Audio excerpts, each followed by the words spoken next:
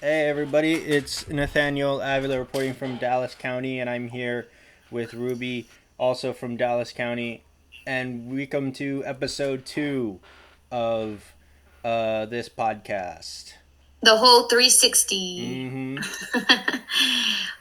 Yeah, this is our gonna be our to be continued from the last episode because we were going into the history of Mexico in itself, like as a country up and coming, and then also the transition from when Mexicans actually started coming over into America. Mm-hmm. And so the last time we stopped right before we got into the Mexican American War. So that's what we're going to go into right away. Mm-hmm. So that was May 12th, 1846. This is exactly like when the U.S. actually declared war on Mexico. And there were two reasons why, it led up to that. Mainly because there was so much dispute over Texas, of course, Mm-hmm. because Texas, as we all know, was part of Mexico. And so there was disputes over Texas, and then there was also the desire to acquire land in New Mexico and California Mm-hmm. that led to that. So once the U.S. declares war on Mexico, they send in Zachary Taylor to invade the northern part of Mexico, while at the same time they set up blockades, on the Mexican coast of New Mexico and California. So this is when U.S. is like basically like the Mexican army is like no match for the U.S. at this time. So they've won so many wars, up until this point, the US. So they're already equipped to fight. And so Mexico is getting defeated pretty badly at the beginning of this war. Yeah, But USA, USA, USA. but Mexico refuses to quit. Oh, So, we got that stubbornness in us, right? okay. So then, the U.S. is like, okay, we got to stop this. We just got to shut it down completely. So they go ahead and they send General Winfield Scott to capture Mexico City. And this happens on September 14th. When this happens, that's whenever Mexico finally decides to sign a treaty, which is the Treaty of Guadalupe. That's the name of the treaty. It was signed February 2nd of 1848.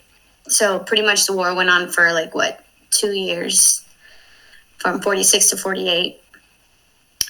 In this treaty, it says that the Rio Grande River, that river, becomes the southern boundary of Texas, and California and New Mexico are seceded to the U.S. So the U.S. ends up, of course, gaining more land.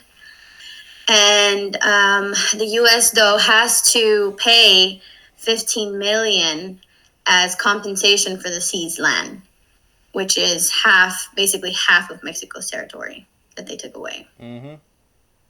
Yeah, so that was the short version of the Oh yeah, Mexican American War. this was Do you have anything to add that I may have missed? this was a gross simplification of oversimplification of the Mexican American War.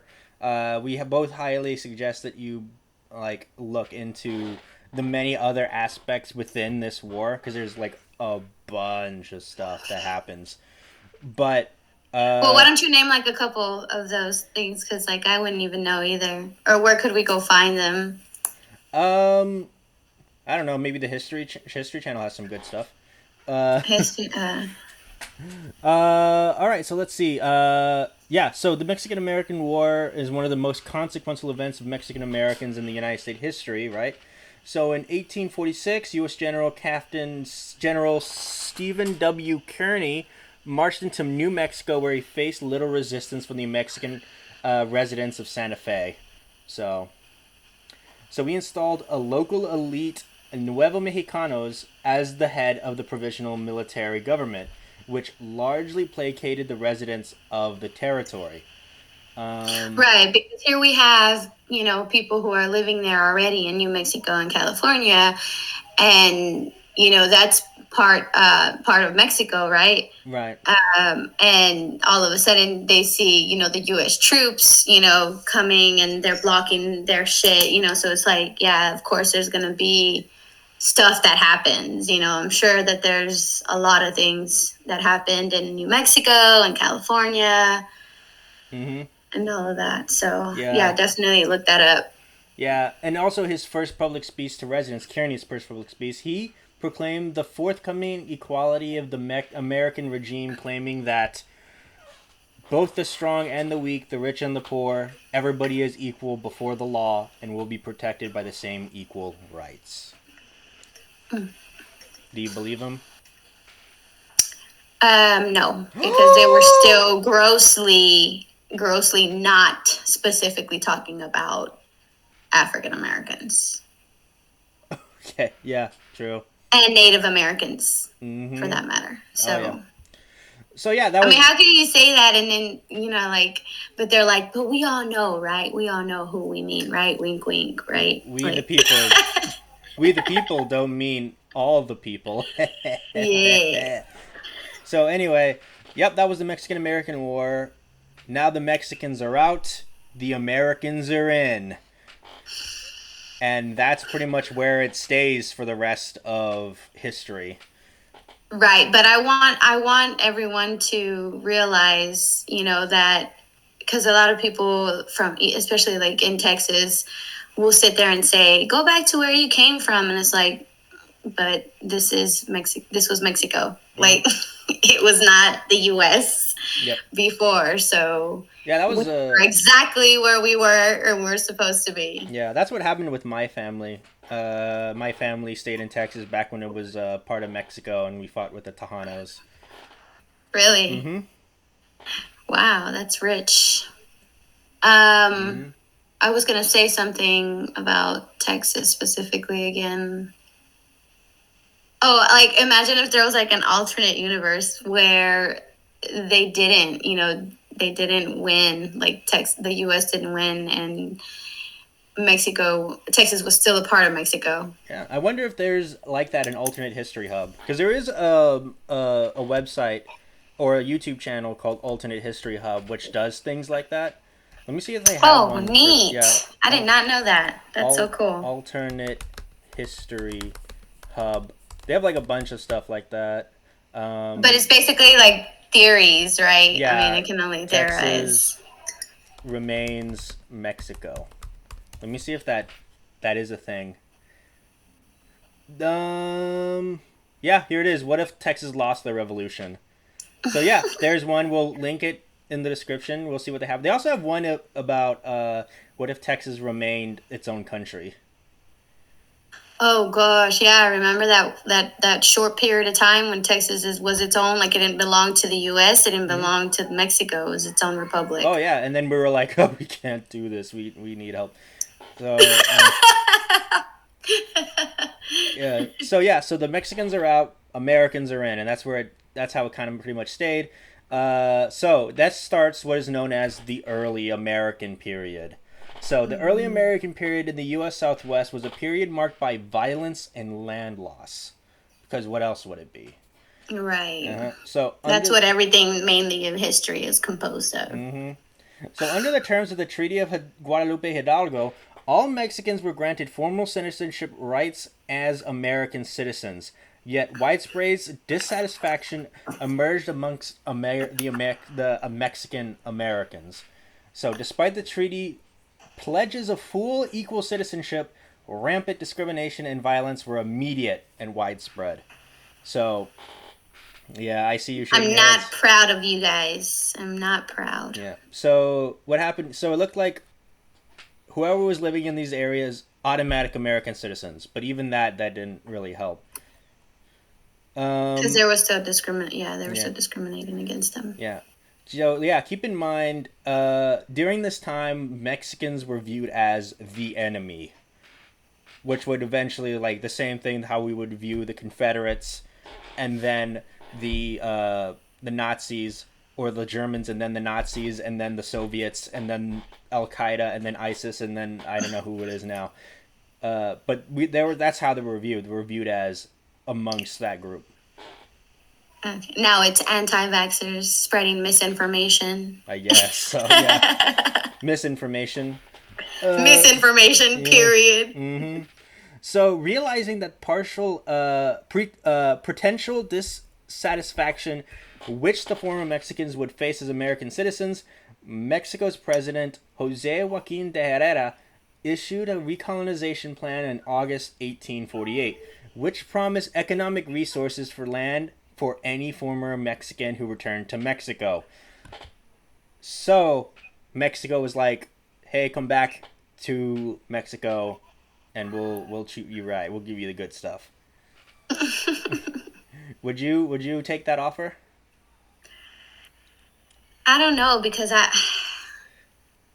don't think so. Because I don't think things were that well off in Mexico either. I mean, they still totally were under like kind of like a dictator, even though they claimed democracy, but it's pretty much another dictatorship. Right.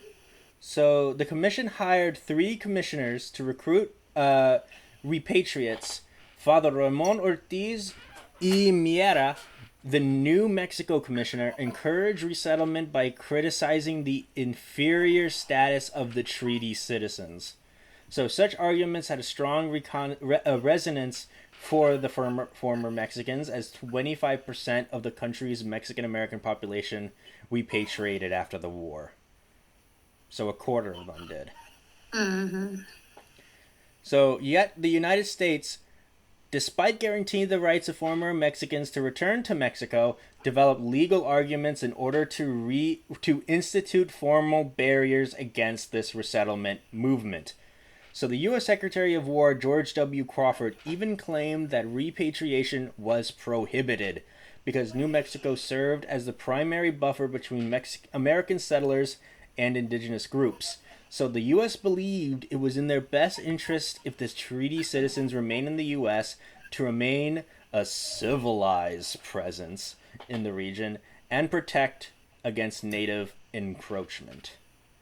That was a bunch of bullshit. Really? Yeah.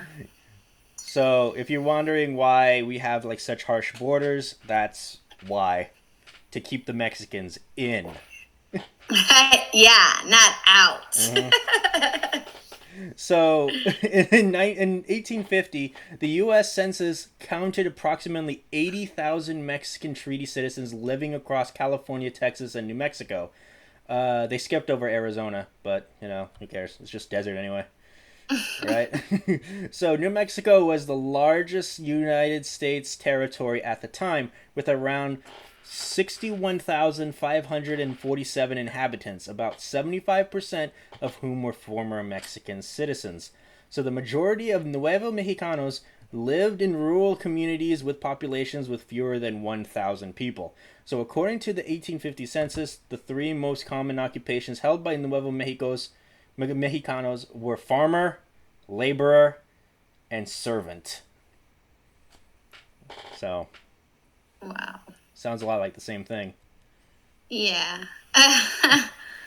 So they pretty much didn't have a good well off start. Right. And I think that's only just for the men. I think for the women it's a lot less. It's a lot worse. What would you be, like nurse? Like not like nurse, but like housekeeper. I mean, yeah. I mean, servant, basically. Also servant? Okay. Right. I mean, it's a servant.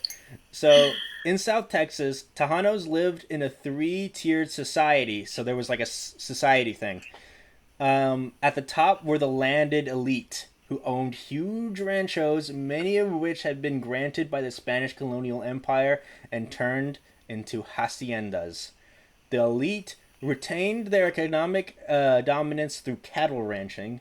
Small landowners occupied the second rung of the South Texas economic and social ladder. These landowners lived in one-room adobe houses and spent most of their time caring for their horses and cattle. So finally, the South Texas had the third lower class, composed primarily of peons, vaqueros, and cartmen. So peons had a status above the slaves in antebellum Texas, but below that of free men. Yeah. Like, how would you keep up? How do you keep up with all that? How would I keep up with all what? How do you keep up with? Oh wait, I'm supposed to treat this person this way, and you're supposed to treat that person that way. Like, Oh, you mean the societal things? Oh, so yeah, that would yeah, be really hard. This is very complicated to be this racist.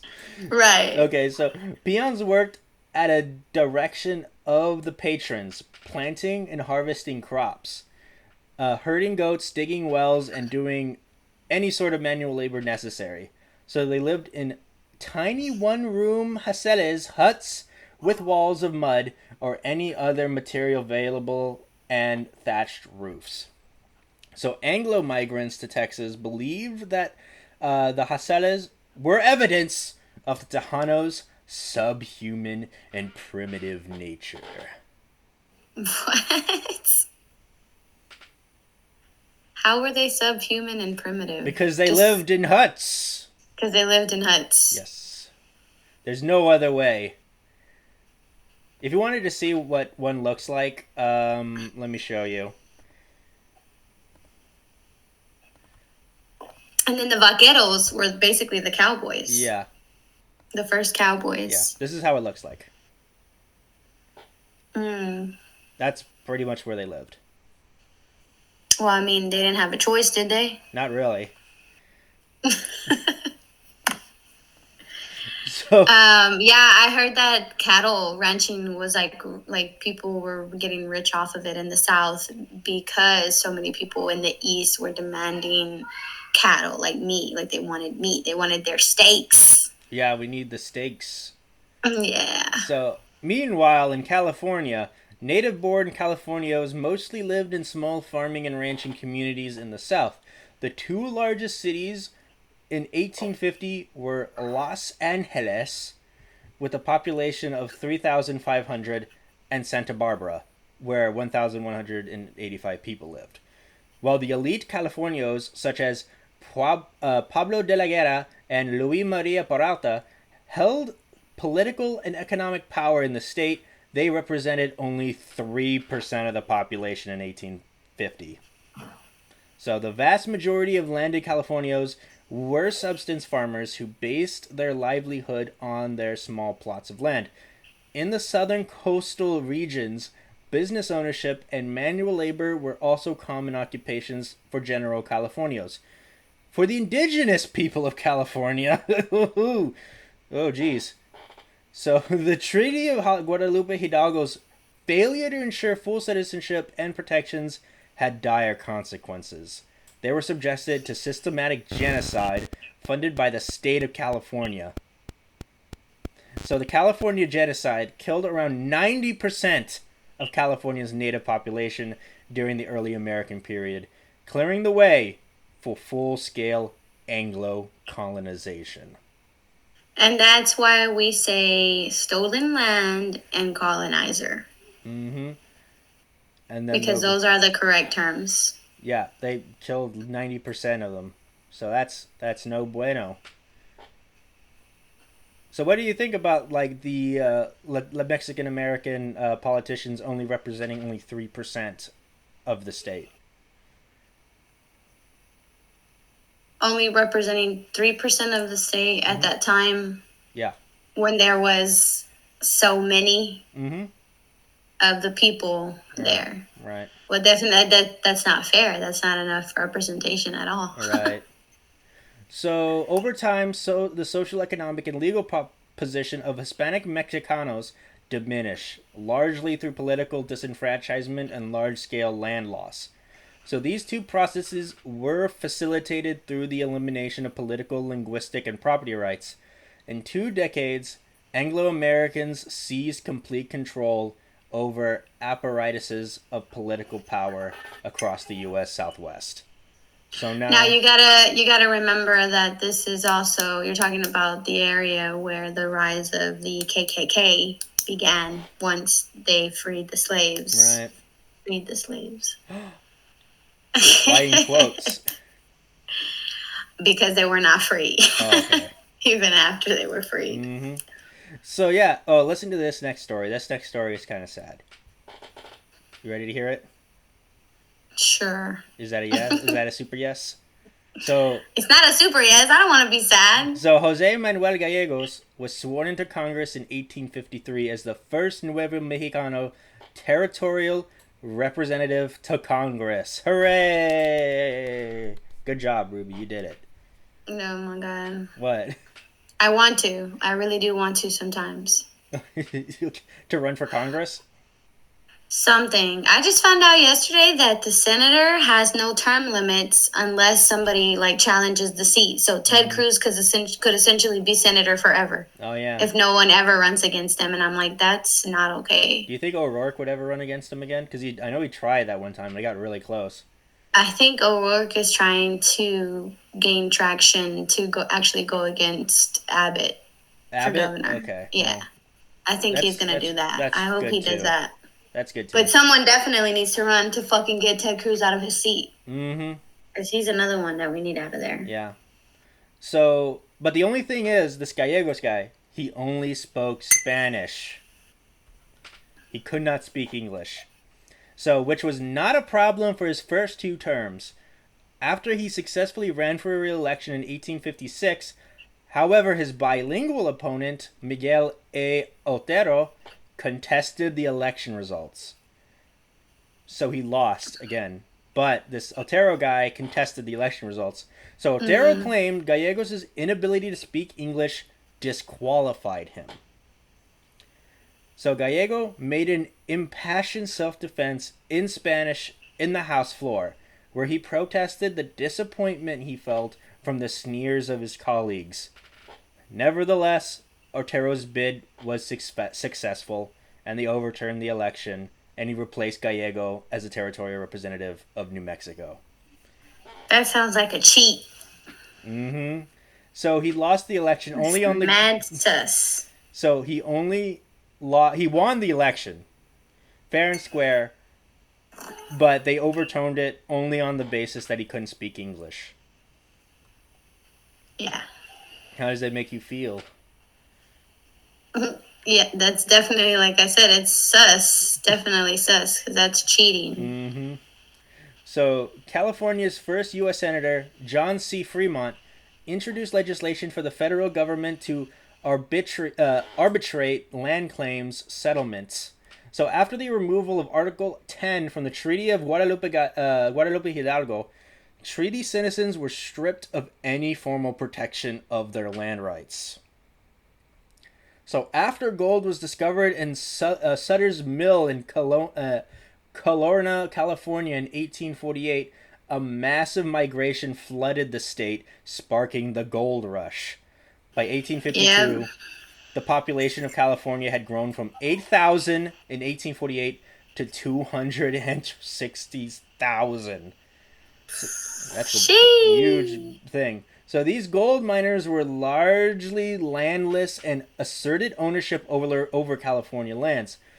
The California Land Act of 1851, also known as the Gwin Act after California Senator William M. Gwin, created a presidentially appointed commission to settle disputed claims between the landholders and the Anglo miners. So yeah, so the miners are just coming in, be like, I own this land because I say so. And then the Mexican Americans who actually own the land, they're like, no, you don't, it's mine. And then you're just like, prove it. They're like, this is the American way. This is the American way. Right. You should know this by now. Mm-hmm. So in California's post-war years, land proved to be the most contentious and sought-after commodity.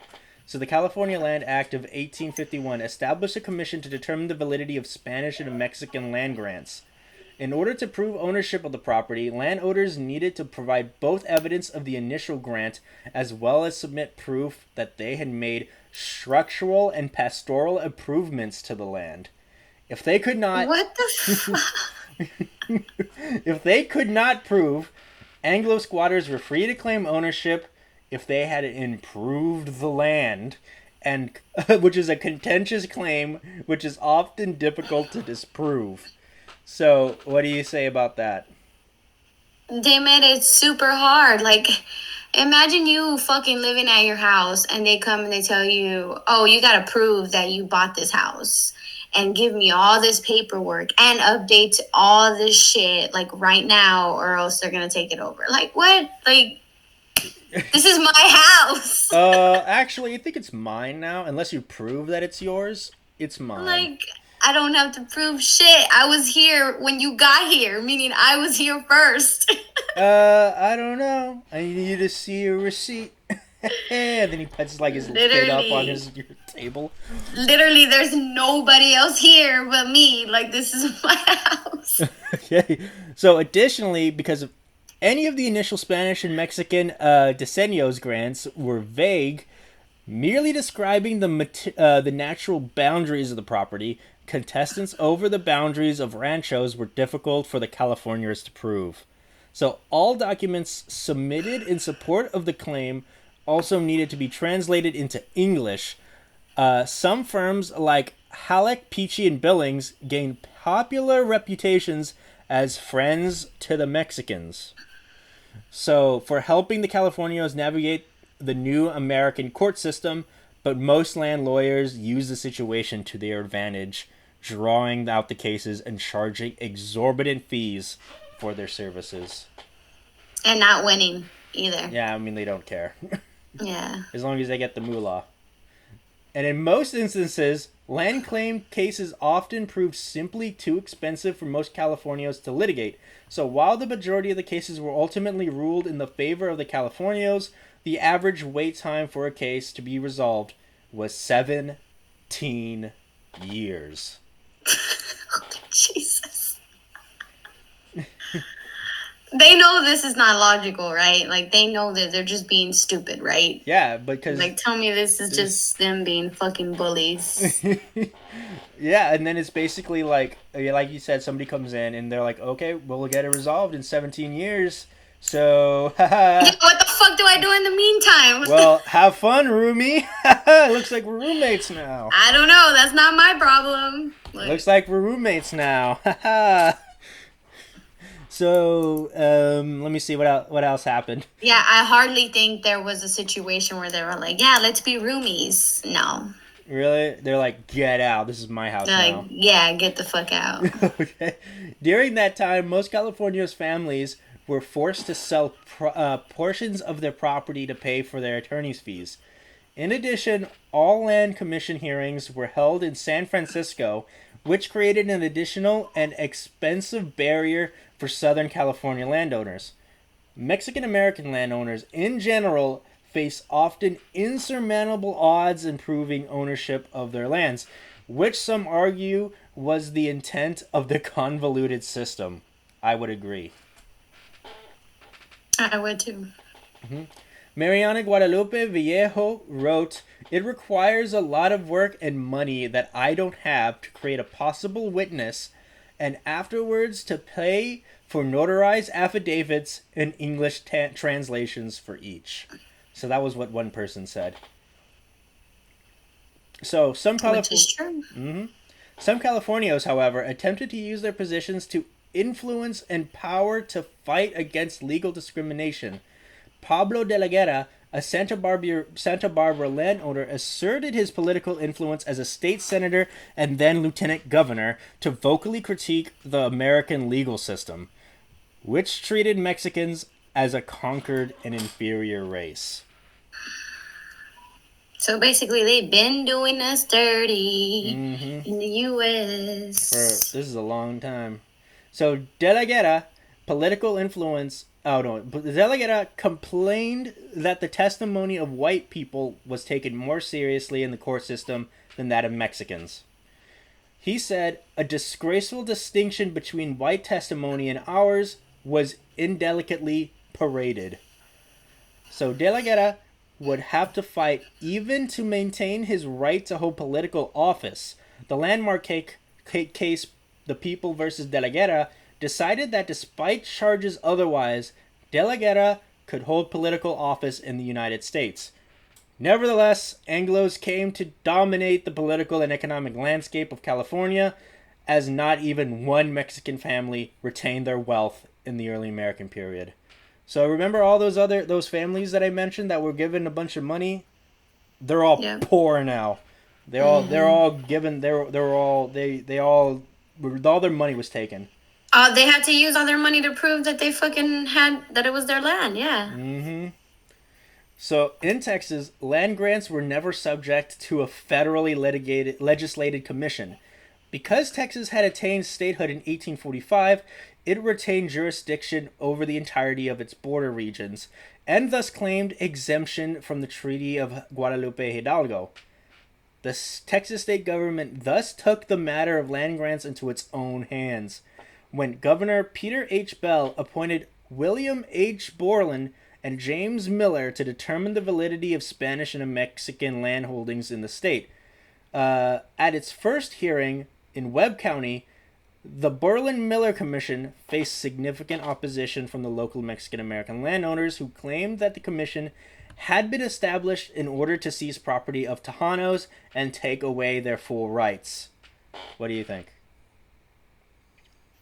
Yeah, I think that's definitely what it was. Yeah. And they know it. Mm-hmm. So at this point in time, so California and New Mexico, they're the federal government's problem, but since Texas was its own state, like country for a while, and then was seceded into the U.S., the federal government was Texas were like, we'll do it ourselves.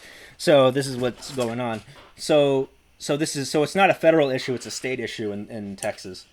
So Miller and Borland were able to win over the land-owning elite of the Laredo area. However, by conducting an impartial proceeding, which resulted in all the Tejano families retaining their land holdings. So that's good. In the rest of the state, however, the commission was less favorable to the land-owning claims of the Tejanos. In areas of southwest Texas, fewer than half of all the land grants were recognized as legitimate by the commission. And many of the ones which were recognized as legitimate were already owned by the white Texans. It's like, we can't win. We can't win, man. That's why we gotta learn this stuff. This is why it's important. Mm-hmm. I agree. Mm-hmm. So, in addition to using linguistic maneuvers to seize economic and political control, Mexican settlers also used physical violence as a tactic to control the conquered Mexican-American population. Of course they did. Right. In California, Mexican Americans were driven out of their homes, forced out of mining camps in gold-rich areas, barred from testifying in court, and gradually segregated into the barrios. There was resistance to this violence as men like Tiburcio Vasquez turned to banditry to resist the domination of the Anglos. As a method to keep Mexicans in their place, the Mexican settlers lynched Mexicans. The American settlers lynched Mexicans between 1848 and 1860. At least 163 Mexicans were lynched in California alone. Sad story. Yeah. Now I'm going to show a picture of these lynchings. It's very graphic. TW. What does that mean? Graphic. Trigger warning. Oh, trigger warning. But I feel like it is very important to show this type of thing. What do you think, Ruby? Yes, I agree. Even though it's hard to see, we have to have these hard conversations. Yeah. There it is. So how does this photo make you feel? Just like it should make anybody feel like very upset. Very, very upset that this was actually a thing that was normalized. Like, there's literally kids right there, front row. Now, I bet these would be the same people that would sit there and be like, oh, little Nas X's video with the... My kids cannot see this performance on TV, but you would take your kids to a lynching. Yeah. So, for those who are only listening to the audio version, what do you see here? What does this picture show? Oh, so okay, let me be very descriptive. So it's a black and white photo, of course. And the name of the photo is Two Mexican American Men Lynched in Santa Cruz, California. And it's basically showing two Mexican Americans hung. Um, their feet are tied, their feet are bound, their hands are bound in rope. And then you can see the string around their necks, the nooses. And then there's a bunch of people around them, surrounding the bodies just hanging there. There's men, there's kids, there's probably women in there somewhere. But yeah. Yeah. So let's. All right, we're done with. Let's. Okay, let's move on from that. Okay. Oh yeah. Very, very ugly history. Yeah, but it's something that needs to be done. It's a necessary thing. Okay. So between 1848 and 1879, the Mexican Americans across the United States were lynched at an unprecedented rate of 473 per 100,000 of population, which is a lot. That is a lot. Some of these lynchings were not instances of frontier justice. Out of 597 total victims, only 64 were lynched in areas which lacked a formal judicial system. So a majority of lynching victims were denied access to a trial, while others were convicted in unfair trials. So Mexican Americans had no avenues for justice in the early American period. As a result, many of the folk heroes of this period were considered to be outlaws, robbers, social bandits, and freedom fighters. Sounds about right. In Texas, Mexican Americans also resisted the violence in the U.S. settlers. Juan Cortina began the First Cartino War in 1859 when he shot the Brownsville town marshal Robert Shears for brutalizing Cortina's former employees.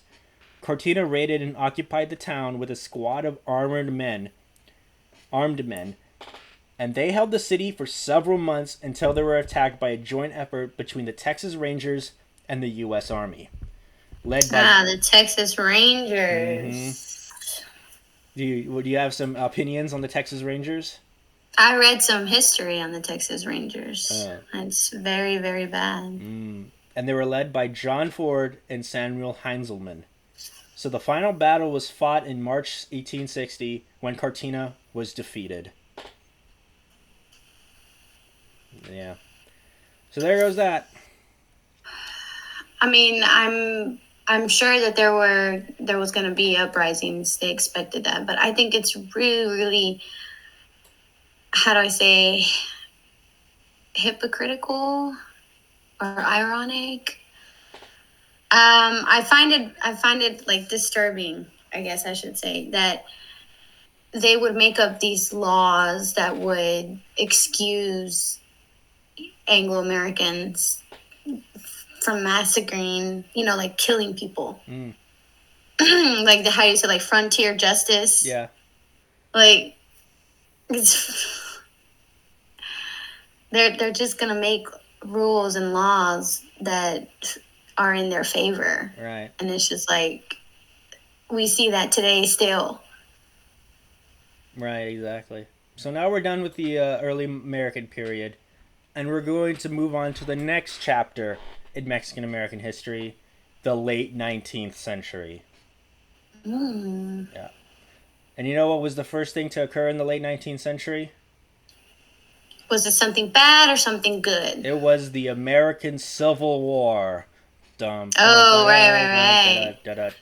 So Mexican Americans played a major role in the Civil War. So Texas, which was home to the significant portion of the nation's Mexican American population, seceded from the Union and joined the Confederate States of America in February 1861.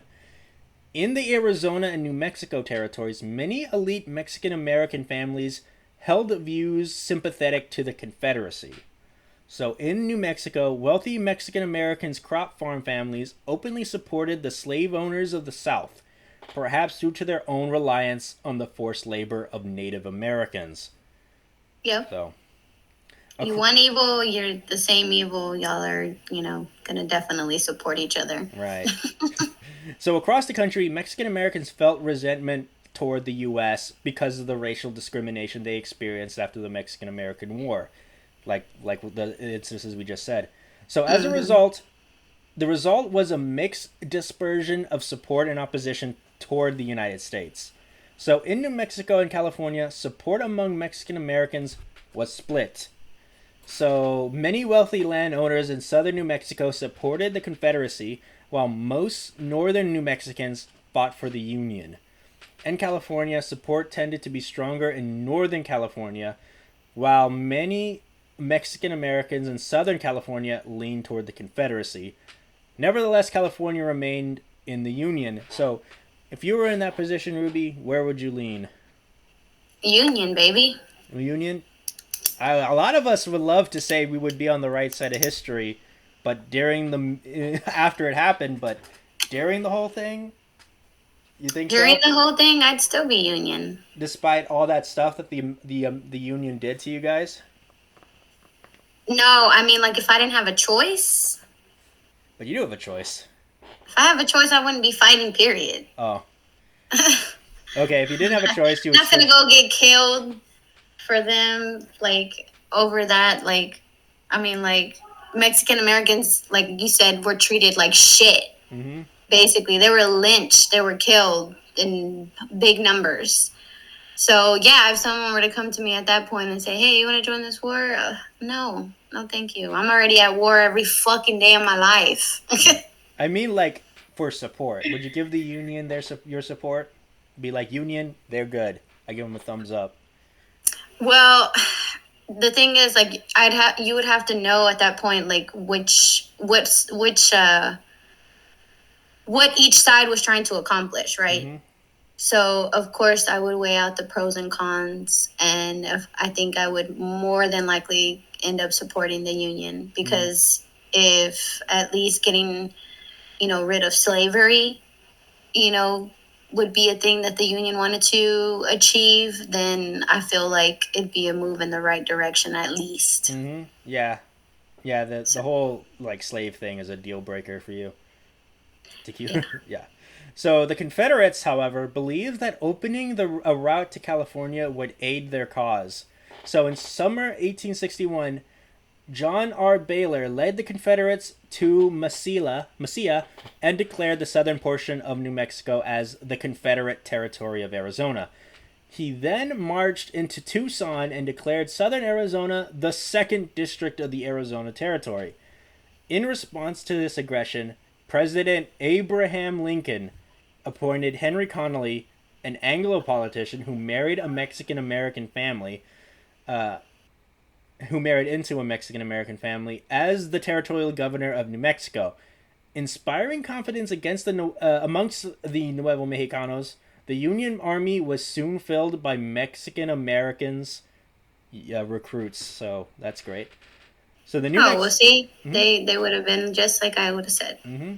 So the New Mexico units, known as the New Mexico Volunteers, were led by Brigadier General Diego Archuleta, Lieutenant Colonel Manuel Chavez, Lieutenant Colonel Francisco Pera, Colonel Jose Guadalupe Gallegos, J. Francisco Chavez, and Captain Rafael Chacon. This massive Mexican-American army was able to destroy the Confederates' hold on New Mexico by March 28, 1862, when Lieutenant Colonel Manuel Chavez and his troops destroyed the Confederate supply train in the Glorieta Pass and forced the Confederate soldiers to abandon the field. So, punch in the face! Am I right? That. Yeah, take that, Confederates. Take that. Yeah, often called the Gettysburg of the West, the Battle of Glorieta Pass effectively ended the Confederates' attempts to take over the western United States. With the Confederates' surrender of the territory, Mexican Americans from California were responsible for clearing out all Confederate supporters, including French imperialists who entered the U.S. during Maximilian's rule in Mexico. So, it was because of the Mexican Americans that the Confederacy did not expand. Yeah. Mm-hmm. They didn't go all the way west. Yes. I mean, yeah, west. Yeah. So we should get some respect for that. Yeah, respect. Respect. Well, maybe not from the people who still support the Confederacy.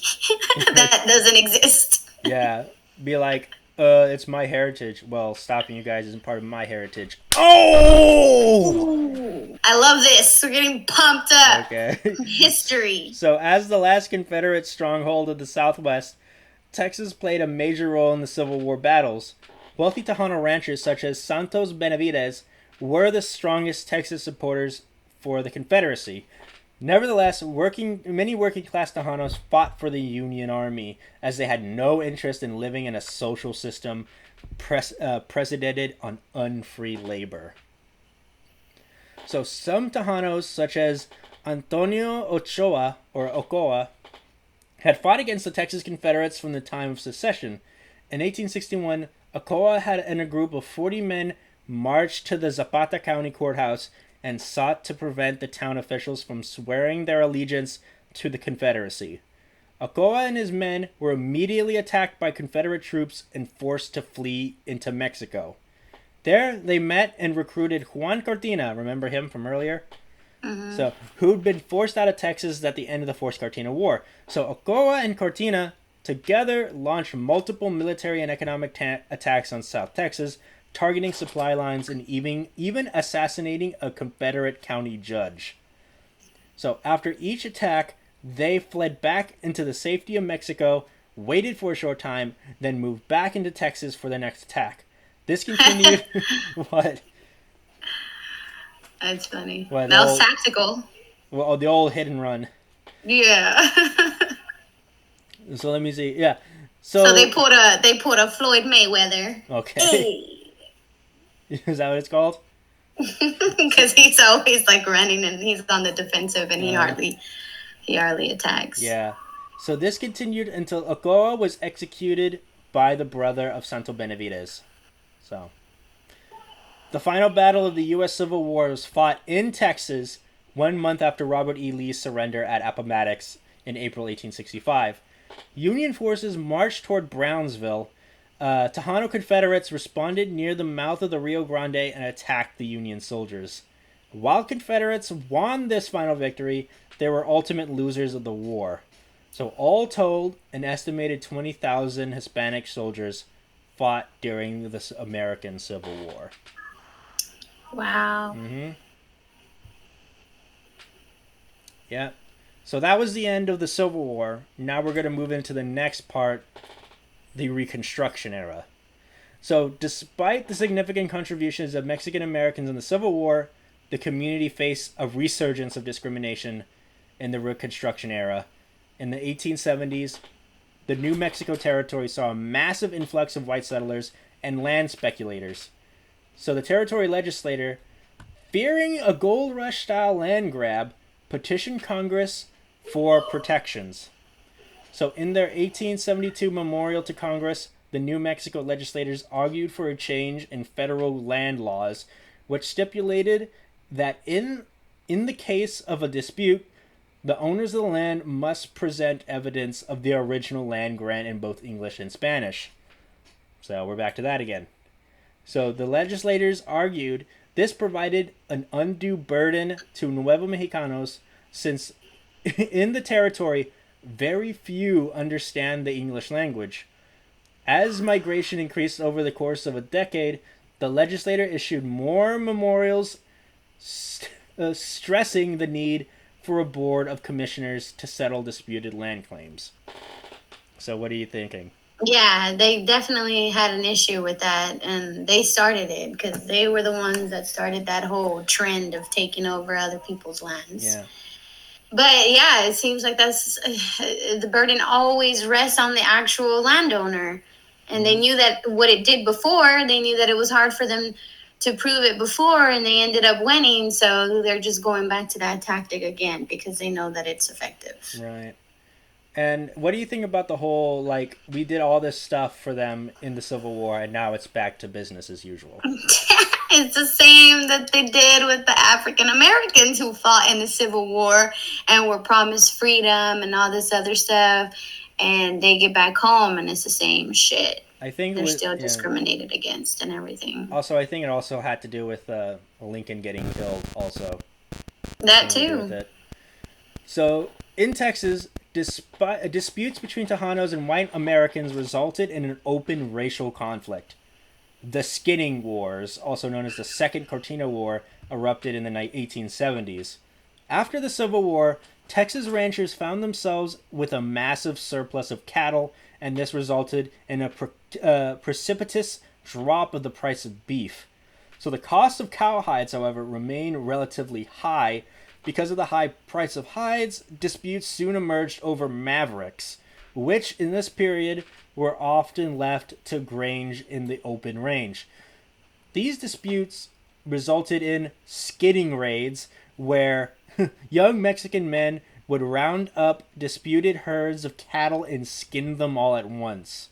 Oh my God. What do Poor you think? cattle. In retaliation, white Americans in South Texas organized vigilante committees, which quickly gained notoriety for their violent tactics.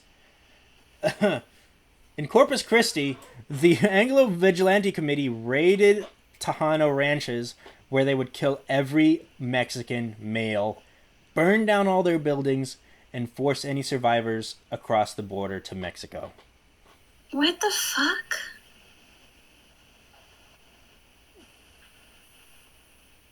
What do you think? What are you thinking? It's so ugly. It's like, how do you have the right to do all that? They skinned the cattle. So No, I know. I'm saying, like, how do you have the right to force someone, like, go literally, like, force them back into Mexican territory? Like, don't know. jeez.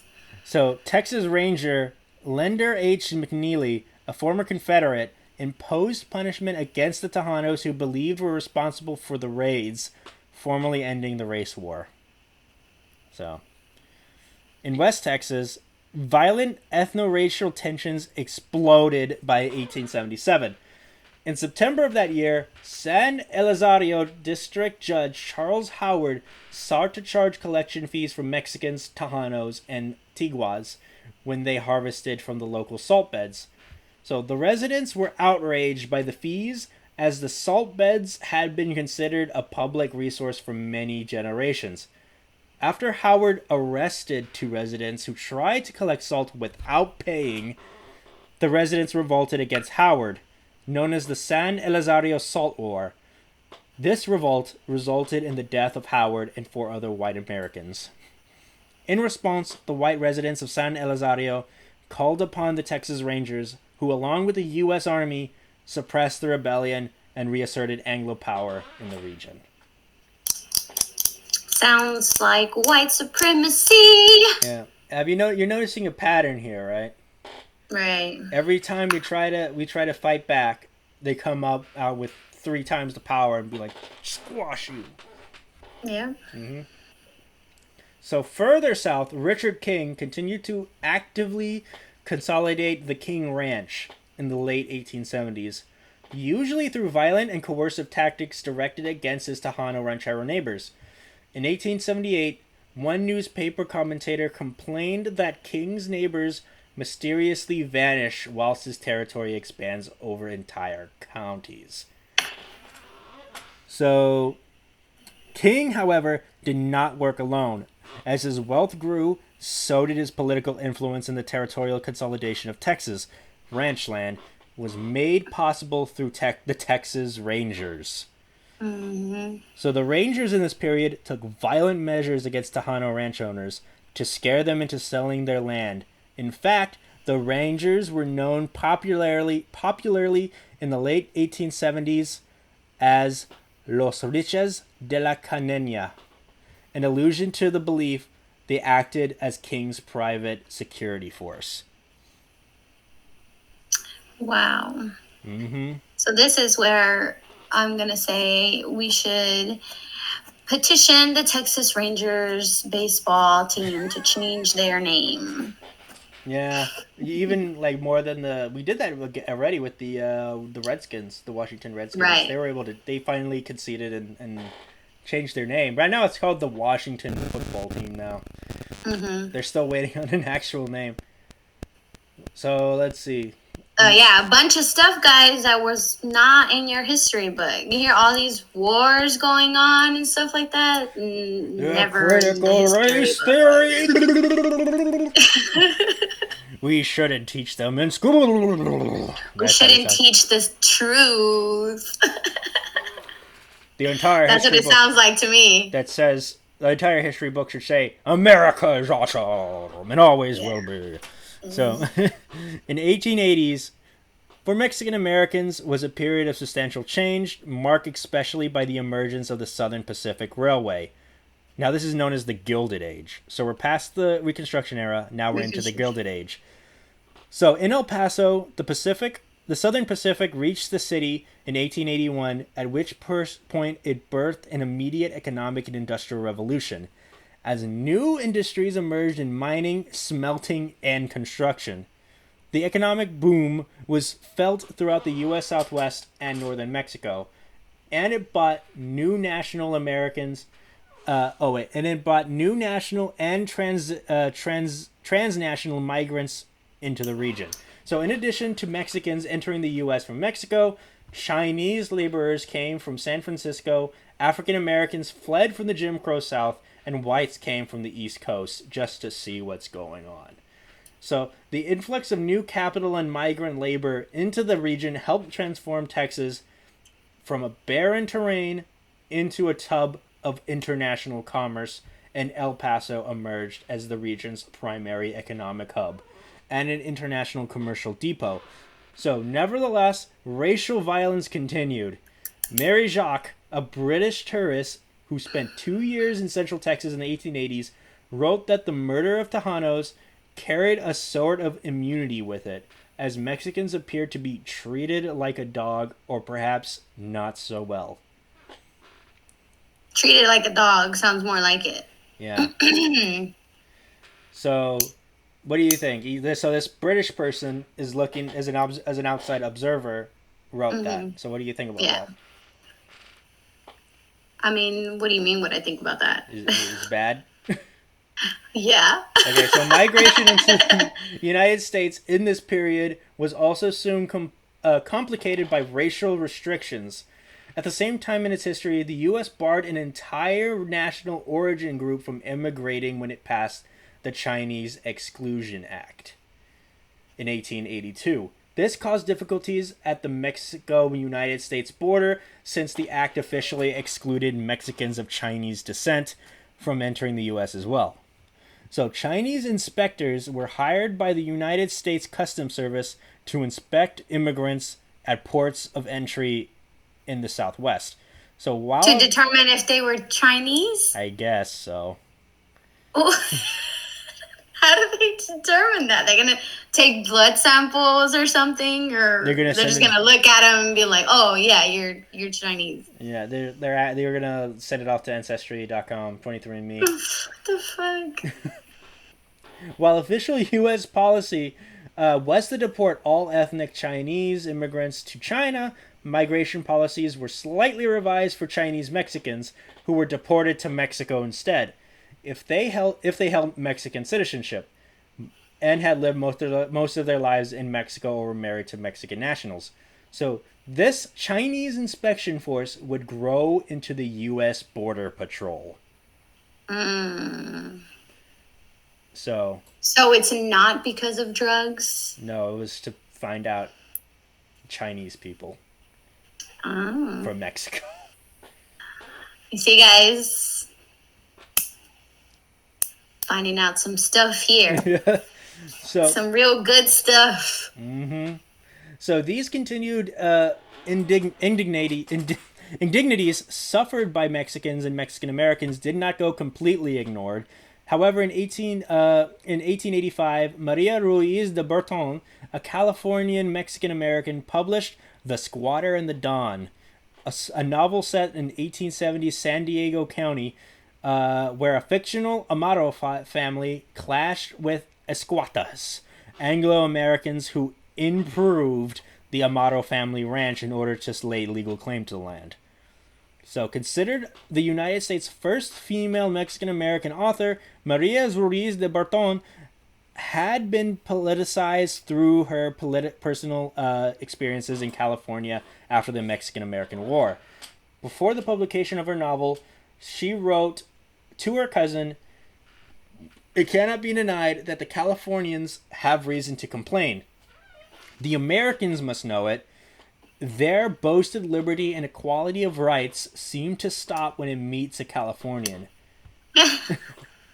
And now we have to beg for what we had the right to demand." You tell it, girl. Oh, snap. So, the publication of Burton's novel coincided with several other important developments in California for Mexican Americans. The decade witnessed the official dismantling of Spanish usage in official government documents. Around the same time, the Gilded Age practice of voter suppression emerged to disenfranchise African American peoples from having any say in the functions of government. Wait, so you mean to tell me, Nate, Yeah. that the Spanish language was used widely in a lot of documents back then? Oh, yeah, but then we stopped because we like Okay. the English. Just so you people know that this is not the first time that people came over here speaking Spanish, because it's been like that since, what, the 1800s? Forever. Well, for a while, yeah. For Mexican Americans in general, the Gilded Age was a period of abrupt economic change, political disenfranchisement, and demographic displacement. While there was significant immigrant labor entering the Southwest from Mexico during this period through the railroads, it was dwarfed by the tidal wave of Anglos moving west from New York and other ports of entry. While the 1880s brought major changes, the coming years would emerge as the entrenchment of racial animosity. And that is where we'll end it for this episode. Oh man, this doesn't sound like it's getting any good. Yeah. Any more better for us. Yeah. So in the next episode, we'll talk about the rise of Juan Crow, which is like another deviation of Jim Crow, but specifically for Mexican Americans. And then we'll go. I had never heard that term before. Juan Crow? Juan Crow. Yeah. Yeah. So then after that, we'll finish with the late 19th century, and we'll move on to the 1900s, which will include like the Mexican Revolution and La Matanza de Texas, like that kind of thing. So that's what we'll do an episode, Tres, which means three. Ruby, I know you don't know the Spanish very well. All right. Yo sí sé español muy bien. Okay. Very cool. I'm very, very, very proud of my heritage. Yeah. Even though, like I said, Spanish wasn't originally our Mexican thing, but our Mexican language. Mm-hmm. So, recap of this episode. What are you thinking? I'm thinking that the U.S. just always did whatever the hell they wanted, and if you were not white, you did not matter. And they used you however they saw fit. Mm-hmm. Yeah. And they enticed you and manipulated you and suppressed you, like, and killed you, like they lynched you, like it's a lot to take in when you think about it. Yep, that is the ugly reality of history of Mexican Americans in the U.S. So yeah, and don't leave yet, kids. There's still more. Oh yeah, we just barely finished the 19th century. We still, after this, we need to talk about the 1900s and then the 2010s, and then all that kind of stuff. And also Juan Crow, and then we'll see what else we can do. All right, guys. We should definitely talk about how it is today. To see if there's still forms of oppression, systems of oppression that, were put in place back then, and the effects of it even now. Because a lot of people don't know that. A lot of people don't know that because of all of that back then, there's effects of it even now. Yeah. Yeah, and it's then we'll the system. Mm-hmm. Then we'll go into the 2020s once we get there, but we still got a ways to go. All right. All right, everybody. We'll see you guys next time to talk about Juan Crow, the 1900s and the 1910s. Yes, and I hope you enjoyed everything you learned today. Yes, I know All I the did. sources will be in the bio. In the bio. All right, guys. Bye. Bye. Bye. Thank you for listening to a Vision podcast, home of wacky talkies, The Kingdom, Evil Exists, and many more.